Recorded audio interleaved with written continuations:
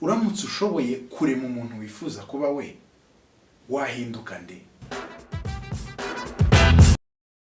Ubuzima si ugushobora kuvumbura umuntu uri we, ahubwo ubuzima ni ugushobora kurema umuntu wifuza kuba we. Tekereza gato kuri ayo magambo.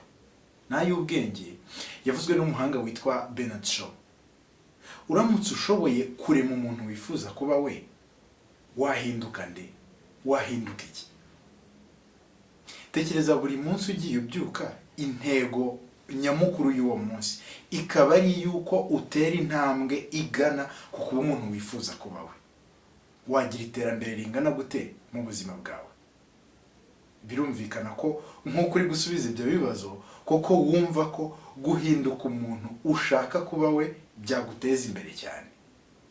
Niyo mpamvu rero nagushishikarizaga gukora subscribe kuri iyi channel yanjye Didier Joye, ndetse ukibuka no gukanda iyo nzogera ya notification kugira ngo igihe cyose kizeho video nzajya nkora video nyinshi zishobora kugufasha gushobora kurema umuntu wifuza kuba we. Iyo akaba ari yo ntego buri gihe uba ufite kugira ngo ugere ku ntego yo kurema umuntu wifuza kuba we mu buzima bwawe bwa buri munsi.